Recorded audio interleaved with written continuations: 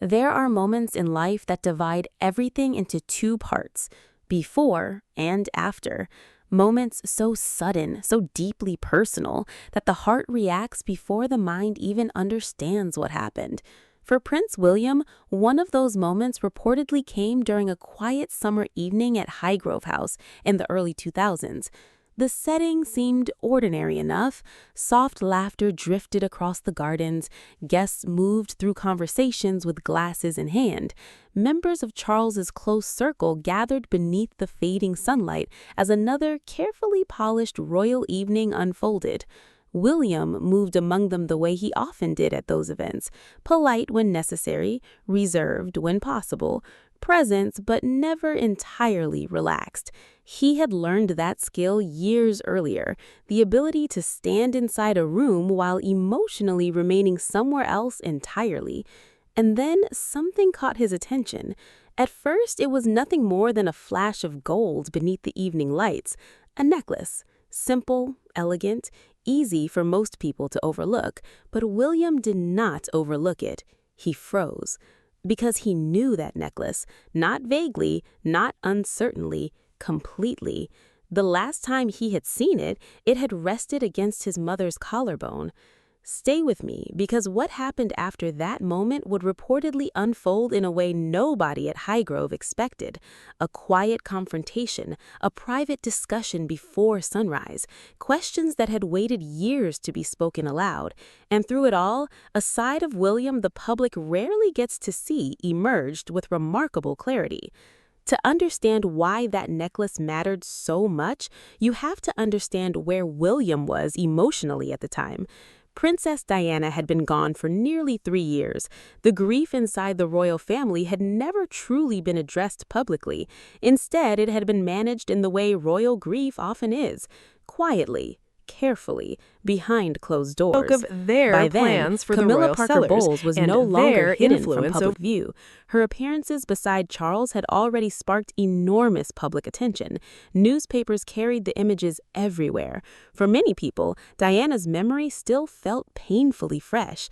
William had seen those headlines too. He simply chose not to speak about them. He told himself he was managing. That became the word he relied on. Managing the adjustment, managing the discomfort, managing a reality nobody had ever actually asked him to accept. The gathering that evening was relatively small. Friends of Charles, familiar faces.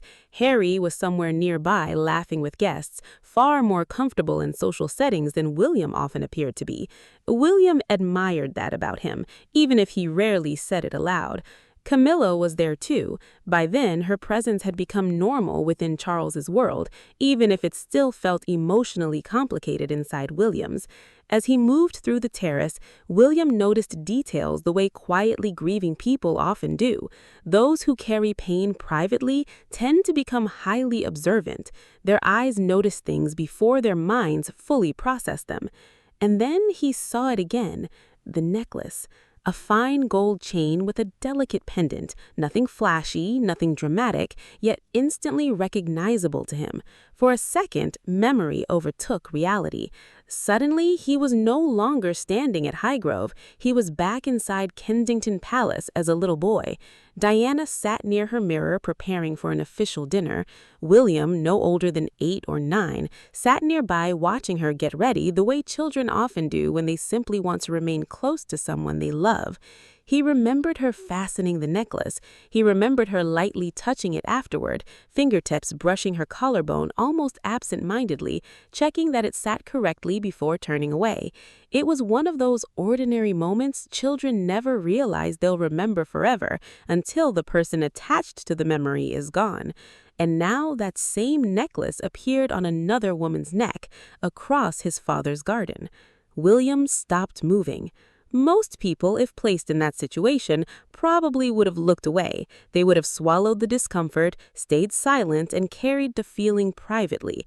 William didn't. He set down his glass and crossed the terrace. Camilla noticed him approaching almost immediately.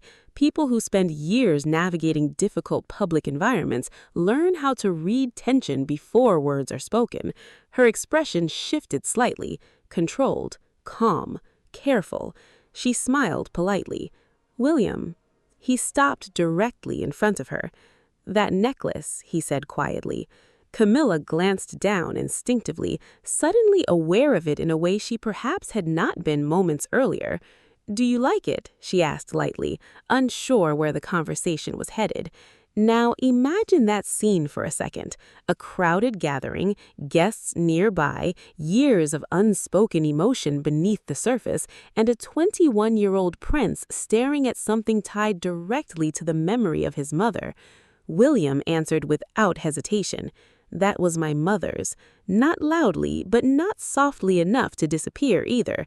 The atmosphere changed instantly. Conversations didn't fully stop, but nearby guests felt it, that subtle shift in the air when something real interrupts a room built on performance.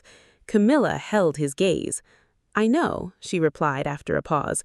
"Your father gave it to me." William said nothing. And somehow that silence carried more weight than anger ever could.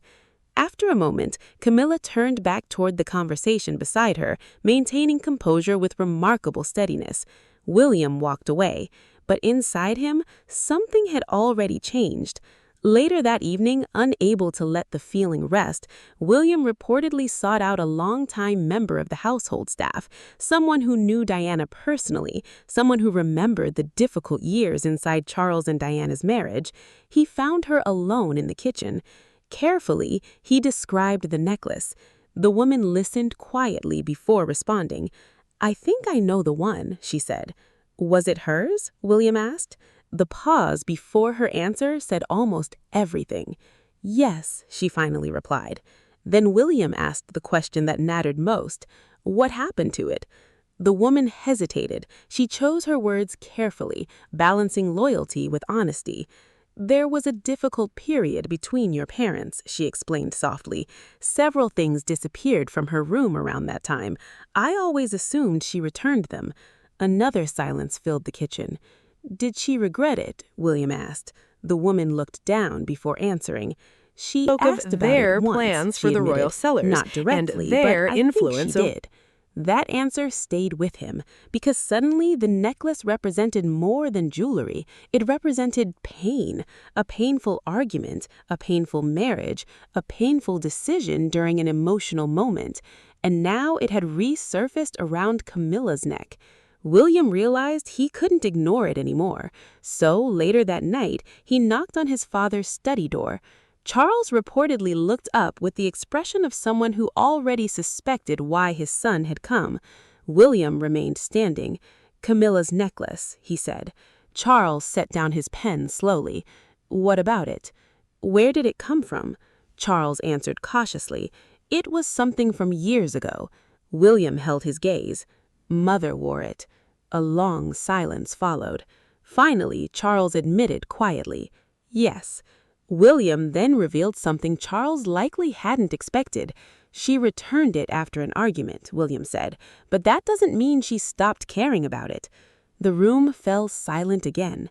This was not a young man losing control. Quite the opposite. William remained calm, focused, precise, every word deliberate.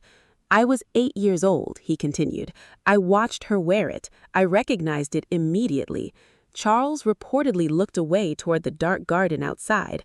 Then, very quietly, he said something William likely never expected to hear. "I'm sorry." William nodded once, but he wasn't finished. "Did Camilla know it was hers?" he asked. Charles gave no answer, and according to those familiar with the conversation, that silence became answer enough. The following morning, William approached his father once more at breakfast. This time, his message was simple. It shouldn't be on her. He didn't threaten, he didn't shout, he didn't demand drama or public apology.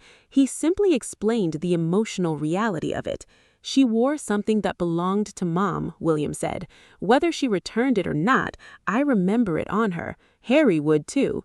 Charles listened carefully. "I'm asking you to understand," William added. After a long pause, Charles nodded. That was all.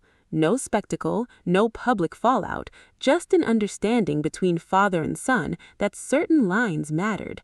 Interestingly, according to royal insiders and longtime observers, Camilla was reportedly never seen wearing the necklace after that weekend, and perhaps that detail says more than anything else ever could. Because this story was never truly about jewelry, it was about memory, about grief, about a child protecting something deeply personal tied to the woman he lost far too young. People often misunderstand William because he rarely performs emotion publicly.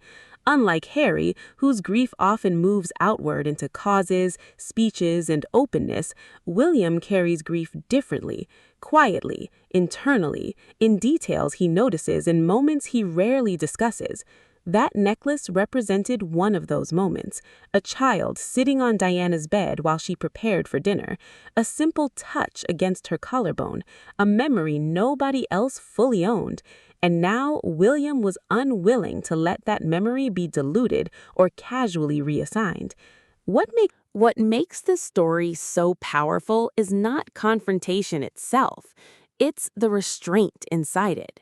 William didn't create a scene. He didn't leak the story. He didn't seek sympathy. He simply spoke the truth directly to the people involved and trusted that truth to carry its own weight. And in the end, it did.